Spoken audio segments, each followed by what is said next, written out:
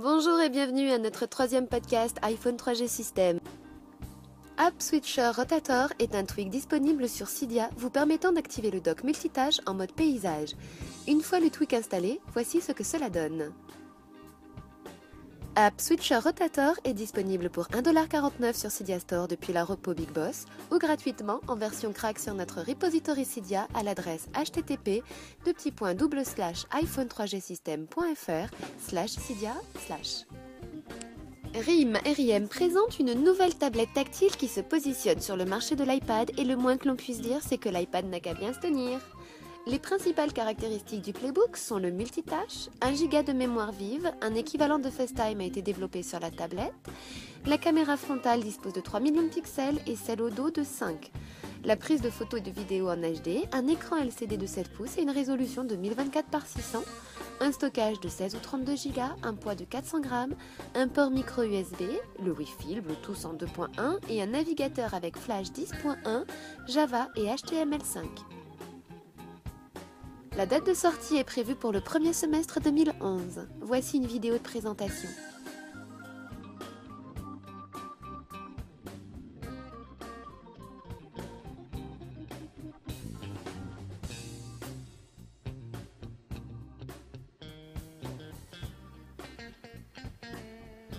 Quelques images de la tablette.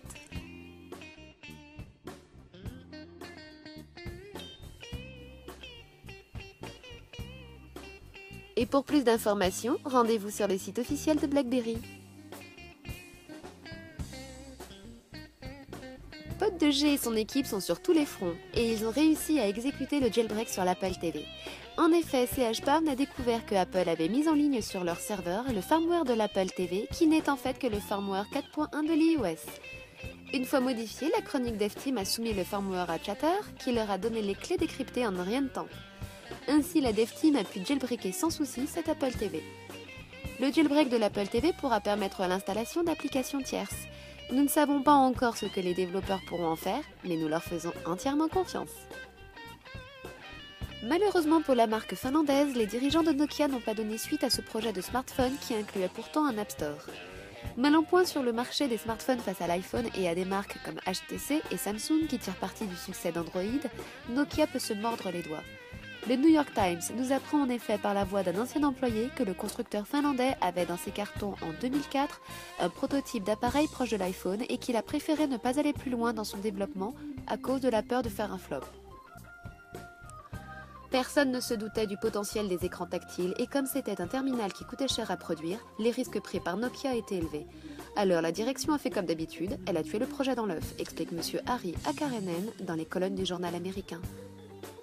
Pire encore, un autre employé indique qu'un complément à ce smartphone avait été envisagé, un App Store. C'est-à-dire que Nokia avait déjà tout pensé en 2004 de ce qui allait faire le succès de l'iPhone. Sans parler de l'interface 3D imaginée en 2002 pour le système d'exploitation Symbian et utilisée depuis 2009 par LG et Samsung. Aujourd'hui, Nokia mise sur le N8 pour redorer son blason. Mais le nouveau système d'exploitation Symbian 3 ne semble pas faire le poids face à l'iOS ou à Android. Sans compter le Windows Phone 7 qui arrive. La marque finlandaise pourrait regretter longtemps son manque d'audace de 2004. C'est le 29 septembre que Apple a sorti la bêta numéro 2 de l'iOS 4.2. Beaucoup de nouveautés y sont intégrées. Une nouvelle option vous permet d'uploader directement des vidéos sur YouTube et vous donne le choix de la visibilité de votre vidéo, publique, non listée ou privée. Tout comme iTunes 10, une nouvelle icône vous indique sur l'App Store si l'application est compatible avec Game Center. Quant à l'iPad, un nouvel effet de la barre multitâche est disponible. Son utilisation est très simple. Une fois téléchargé depuis l'App Store, il suffit de créer un compte depuis l'iPhone en spécifiant votre adresse mail. Vous recevrez alors votre numéro de téléphone Haywire. Il est important de noter qu'aucun frais supplémentaire ne sera généré et que le destinataire n'a pas besoin d'avoir un iPhone pour pouvoir recevoir le SMS et encore moins l'application Haywire. L'application est très bien réalisée, intuitive et compatible iPhone 4. Nous l'avons testé pour vous. Après l'envoi d'un SMS au Canada ainsi qu'au Maghreb, c'est le numéro généré par l'application qui est affiché et les destinataires du SMS ont bien fait réception de notre message. Les SMS transitent via Internet et vous êtes notifié des messages reçus par push. Que demander de plus ? À noter que pour les numéros, il faut mettre un plus et non pas 00. C'est le CEO de Google lui-même, Eric Schmidt, qui a annoncé que la firme à la pomme avait décidé de poursuivre son contrat avec Apple. La rumeur voulait que Apple laisse Bing occuper le devant de la scène en ce qui concerne le moteur de recherche par défaut sur iPhone et sur tous les autres appareils utilisant l'iOS.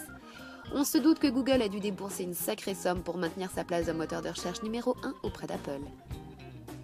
Folder Announcer est un soft très bien réalisé qui va vous permettre de manipuler les dossiers sous l'iOS 4. En effet, ce soft vous propose un support de Icon Pages vous permettant ainsi de scroller à l'horizontale comme sur le Springboard, mais cette fois dans le dossier, la possibilité de faire des dossiers dans des dossiers, un support avec Iconoclasm qui vous permet de placer les icônes comme vous le désirez sur la page de dossier, une compatibilité avec Multi-Icon Move qui vous permet de déplacer plusieurs icônes en même temps, et la possibilité de faire des pages de dossiers comme le Springboard et encore bien d'autres choses. Externet iPod Control est un petit tweak qui va vous permettre d'utiliser les boutons de volume pour contrôler l'iPod. Grâce à ce soft, vous pourrez alors passer à la musique suivante avec le bouton plus et revenir à la précédente avec le bouton moins. Ce qui est très pratique avec ce tweak, c'est qu'il permet de garder le contrôle du son. En effet, vous pouvez spécifier dans les réglages de l'iPhone le délai de pression nécessaire au contrôle du volume. Cepige 3G, membre de la Dev Team et développeur engagé dans le projet iPhone Linux, a déclaré il y a quelques jours qu'il avait réussi à patcher le noyau de l'iPhone de façon à accepter les images NOR qui dépassent la limite de taille prédéterminée. La phrase ne veut pas dire grand-chose pour beaucoup d'entre nous, mais pour résumer, cela signifie qu'une étape très importante quant au portage d'Android sur nos appareils vient d'être franchie. Un follower de chez Pige 3G lui a demandé s'il serait possible un jour de voir Android installé sur iPhone 4 et Pod2G s'est empressé de répondre par un oui, pourquoi pas. Ainsi, il se pourrait qu'en plus de jailbreaker n'importe quel appareil, Chatter permettrait grâce à ce nouveau type de jailbreak d'installer Android sur n'importe quel appareil. Affaire à suivre. L'équipe d'iPhone 3G System vous remercie d'avoir suivi ce podcast. Rendez-vous la semaine prochaine pour de nouvelles infos. Et n'oubliez pas, iPhone 3G System rocks!